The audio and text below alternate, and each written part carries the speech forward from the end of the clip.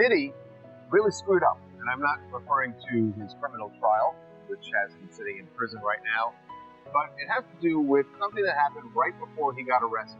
If you've seen the Netflix documentary about Diddy, Diddy the Reckoning, which 50 Cent produced, there's some footage there that had never been seen before. This is a photographer that Diddy hired to follow him around and document his life. That footage ended up going to 50 Cent. Maybe that's what Snoop went through. I don't know. But let the people know, because it was too early. Like, just said, God.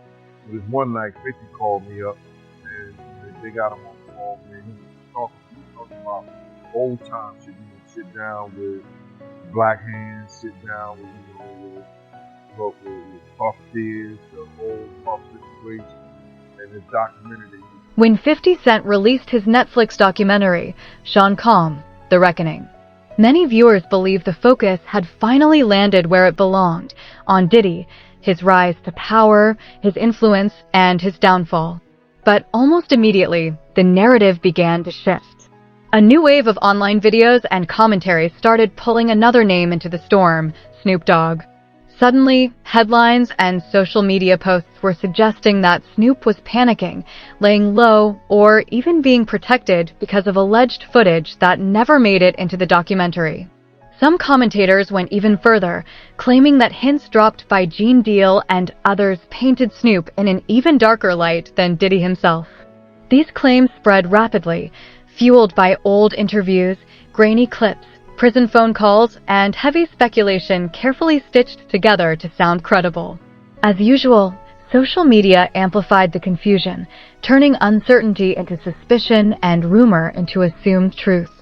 Fans began asking why Snoop was staying quiet, whether 50 Cent knew more than he revealed, and whether the industry was on the verge of exposing yet another legendary figure. But when you slow the story down and separate verified facts from online rumors, a very different picture begins to emerge. One shaped more by exaggeration, recycled accusations, and the dangerous habit of treating speculation as guilt. In this video, we'll carefully break down where these claims originated, what Gone Deal actually said, what 50 Cent's documentary did and did not show, and how Snoop Dogg has truly responded. Most importantly, we'll examine what has been confirmed, what has been denied, and what remains completely unproven as the fallout surrounding Diddy continues. Video from Suge Knight. He's from a podcast with Dave Mays. He's speaking on, Tupac and Snoop being cool, and how, after Tupac got killed, Snoop started hanging out with Diddy. And, he also speaks on how, Snoop, he did the Steve Harvey show with Diddy after Tupac got killed. Check this out. Okay.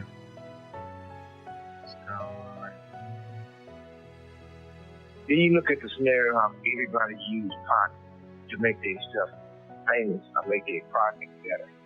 You got people who use their song for pot to tell how much they love pot, but they do songs for pot. You got Steve Harvey over there that, this motherfucker telling world pot according to everybody else. He brings Snoop and Club on there and say, these the dudes who learn this in the East Coast, West Coast. What's up, Snoop? Huh? Hey, whoa. Wait a minute, fellas. I know all about this East Coast. Wow. We in Chicago. This rivalry stuff, we gotta stop it. We stop it. We stop a lot of the violence. Steve, check this, man. All that East Coast, West Coast stuff is a bunch of media hype. My dog from day one. It's all good between you and it's my people. Yeah, that's what we came here for. We came in and lined up.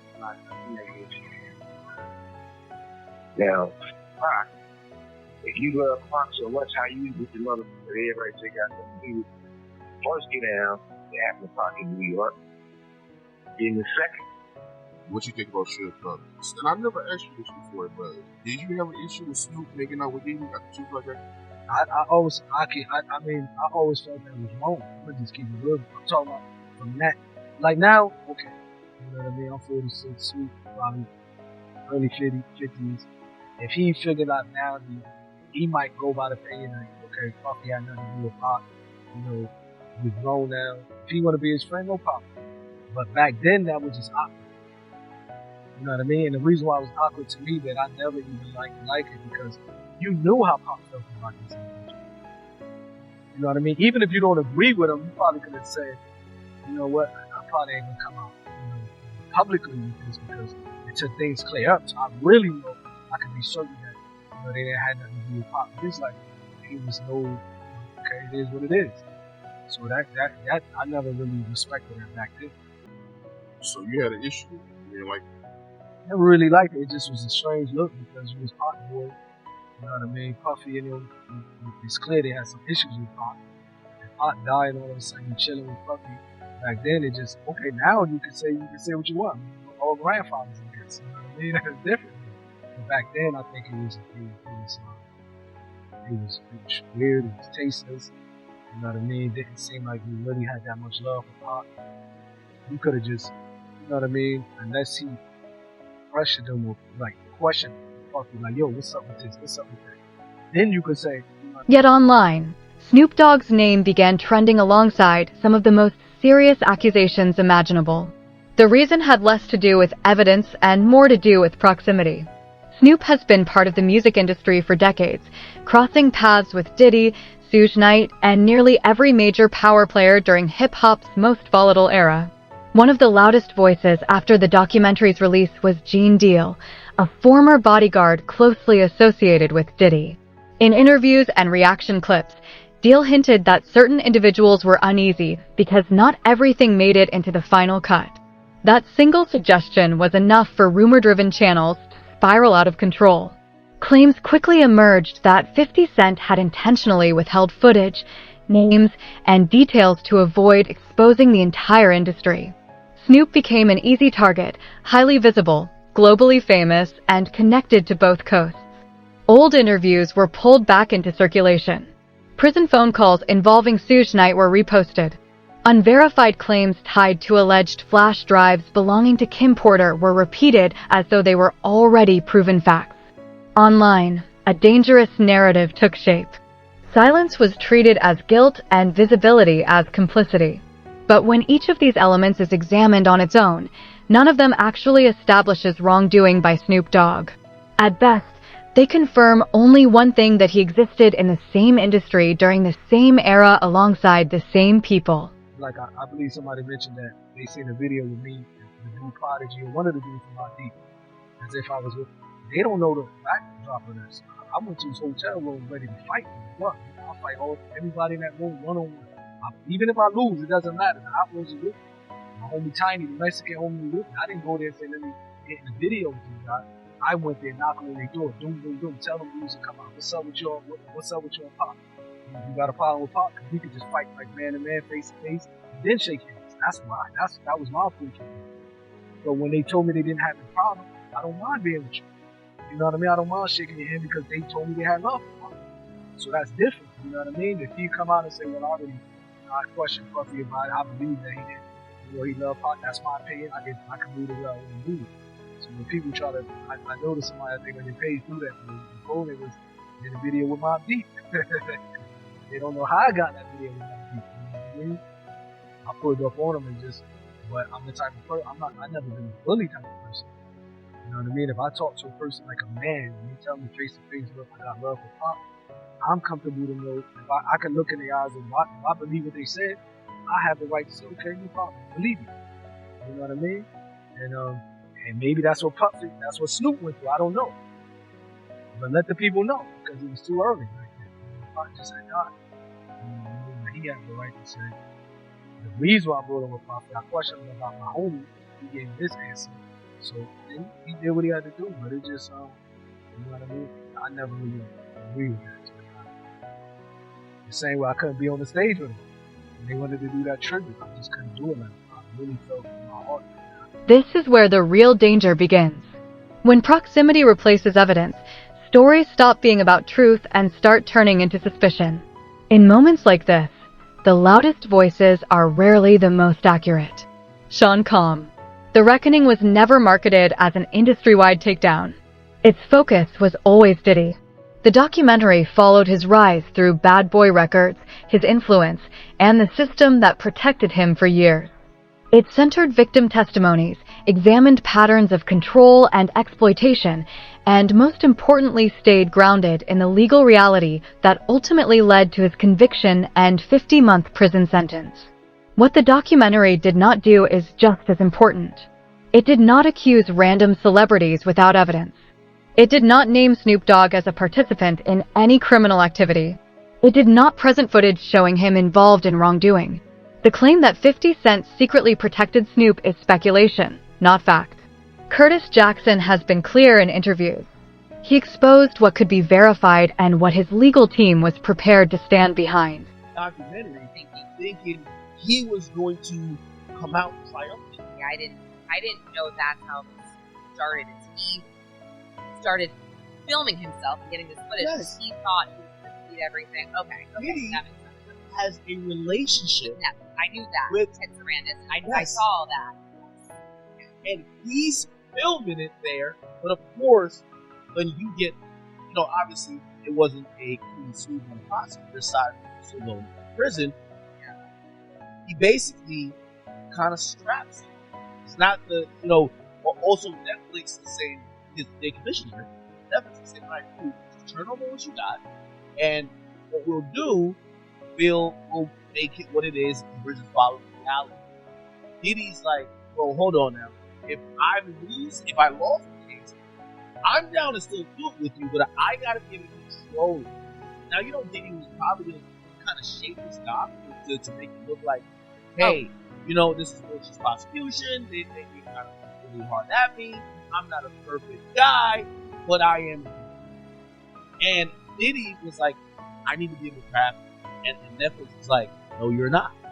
And he's like, well, my question is, did he sign the footage over to Netflix? Like, how were they able to do this without his? Oh, didn't pay for it. So essentially, they're kind of. So essentially, the deal falls apart, or he's like, we're not going to do so this. Awkward. And the people who did the work that have all this footage, they're like, so wait, you told us to film because it's going to be on Netflix. Now you're saying Netflix doesn't exist, and we're not getting paid for videos on paying Netflix money. And Netflix realized this, and they went to the filmers and said, hey. If anything, the documentary showed restraint in a media climate that thrives on shock. It avoided naming individuals unless their involvement was supported by records or testimony that could withstand scrutiny. That is why claims about hidden footage remain exactly that, claims. No verified clips have surfaced. No court filings reference Snoop Dogg. No investigators have identified him as a suspect or even a person of interest. Ironically, Snoop publicly supported 50C after the documentary's release. He shared statements aligning himself with Curtis Jackson, making it clear there was no tension between them. That fact alone undermines the idea that Snoop was fearful of what 50 Cent might reveal. Fear rarely takes the form of open public support. Look at this through the prism of a modern-day rhetorical genius. A modern-day rhetorical genius. We're talking about the one, the great, the 50 Cent. Alright, this guy's skill at rhetoric is absolutely next level. And this totally ties in with, how he famously is a big fan of Sun Tzu, The Art of War. Now, rhetoric with a capital R, I can just give you the definition of that. That's basically public speech, particularly public speech that is to persuade. Any persuasive public speech is rhetoric, right? Now, we kind of break that down into two subcategories of rhetoric with the lowercase r and dialectic. Rhetoric is essentially everything else, and really what moves the needle with like 97% of people and 100% of groups, okay, is in fact rhetoric with the lowercase r. So again, stuff like this, 50 Cent is an absolute master of. Basically, he dropped this doc, this Sean Puffy Combs doc. It's just kind of set the internet on fire. It's beating out Stranger Things. Like, it's a wild ride to watch, right? And one of the things that he does is he breaks down Diddy's character on Diddy's own. One of the most frequently repeated talking points centers on testimony from Courtney Burgess, who claimed to possess flash drives allegedly connected to Kim Porter. According to Burgess, these drives contain images and videos showing celebrities in compromising situations. Online creators were quick to fill in the blanks, attaching names, including Snoop Dogg, without evidence. What often gets left out is critical context. Kim Porter's children have publicly denied the authenticity of any memorial or materials attributed to her. Federal authorities have not verified the contents of these alleged flash drives. And in any official legal setting, individuals appearing in such material are treated as potential victims, not automatic perpetrators. No verified documents named Snoop Dogg. No confirmed footage has been released. Speculation simply transformed implication into assumption. This is how misinformation spreads. A suggestion becomes a rumor. A rumor becomes a headline, and a headline becomes accepted belief. It is also important to understand that possession of unverified material does not equal proof of criminal activity. Courts require context, corroboration, and credibility. Internet commentary requires none of those. That gap is where reputations are damaged without due process. So when claims surface that Snoop Dogg is panicking over flash drives, they skip every step that actually matters. There is no evidence he has been questioned. There is no indication he is under investigation. And as of December 2025, there is no legal action connected to his name. Because he wanted them, both Suge and Pac. They only Pac, and they don't Suge. So allegedly, they got paid $500,000. The $500,000 was paid to the guy on the right, all the way to the right. You see the guy on the right, Gloria? He's the one allegedly that got the $500,000, and that money never went to TPD or anybody else. The guy on the left is the one that stole the chain, which was a Death Row Records chain. That's a way of saying I got your rapper's chain. If you were one of the guys, Death Row. So, long story short, this whole thing is a recording that he said it. So what does Diddy do? Can you pull up this song? It's a song called Black Rob, featuring Mark Curry and Mario Winans. If you can just type in lyrics, okay? So he gets $1 million. And you go to the lyrics, and Diddy's in the lyrics when he gets started. Go to the Lord.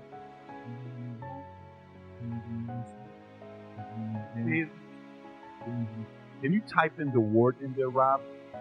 Nice guy. Type Control F, nice. Okay, right there. Look at it. It's 1999. No more Mr. Nice Guy. Been nice too long. I'm just gonna start making y'all like disappear.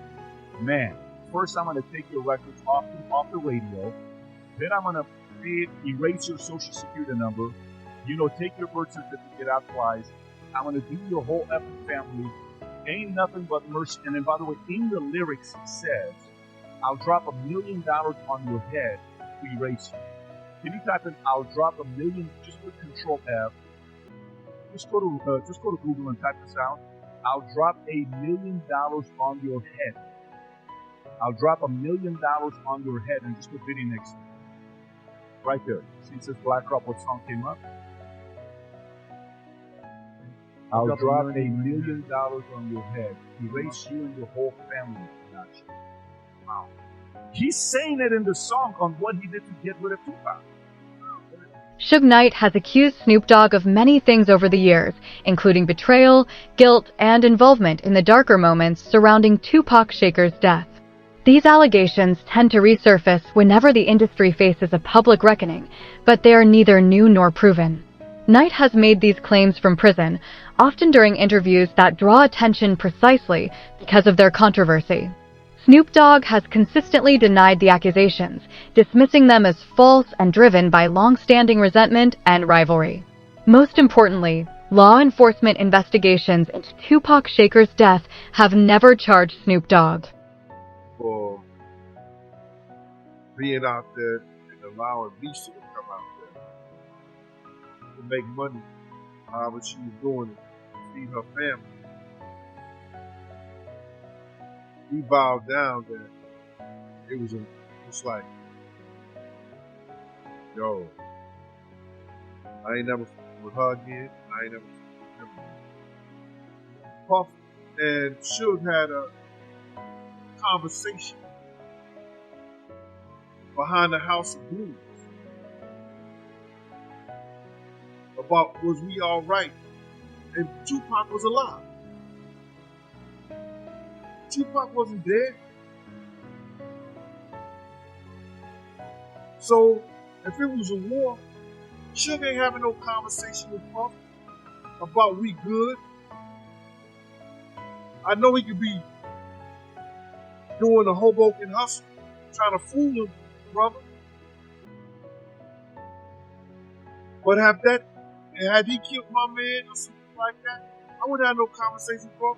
I'd been like, yo, you know what y'all niggas done? You know what happened? And there was no conversation like that, bro. There was no conversation where that, Suge made Puff feel like I'm gonna get you a payback for what happened to Jake. This was more so that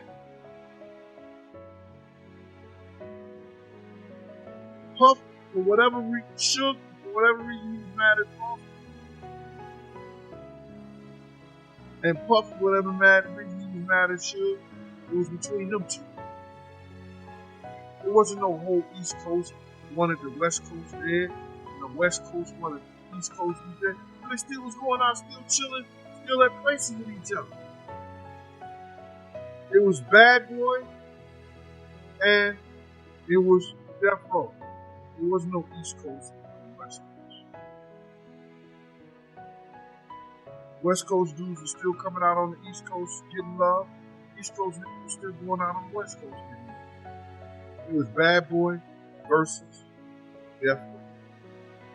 And that's what it was. And it was because of the two CEOs. But Suge tried to straighten it out. I gotta get at the shit.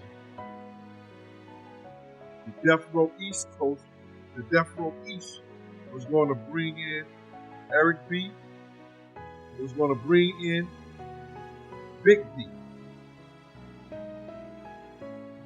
And those brothers was from the East Coast. So now, they was looking for a representative to come to the meeting from Bad Boy, so they could straighten out between Pop and Big and Death Row and Bad Boy. And Puff is the one who refused. Puff is the one to refuse to send a representative up to the Commerce and got mad at zipping them because they were in the Mirage on 57th Street partying with Suge Knight. Got mad at them. And zipped on the phone behind it. I don't know where you get all the extras from when they had a conversation with the hospital and all that. That's absolutely not true. Say that, if you know what I mean. But instead of just saying left, since I've been in here, Snoop and other people been having people trying to sell the guy out because he talking too much. Crazy and trying to do stuff for Puffy because they say he talking too much. They even had somebody talk to me and say, hey, you can help him get free. I said, look, I don't have nothing to do with none of that, and I'm not leaving prison to go to nobody county jail. To the point they were saying, well, you can't leave and sacrifice a little bit in the county jail to stop that black man from getting life. Hell, no. I ain't wishing bad on it at all, because I don't want to see nobody go to prison. And like I told you last time, once I find out more details about certain things, I probably would go to the Vegas County Jail of love. And me and Keith D could settle. We have a good conversation after I give him, six up out his head, another six in his body, and another two.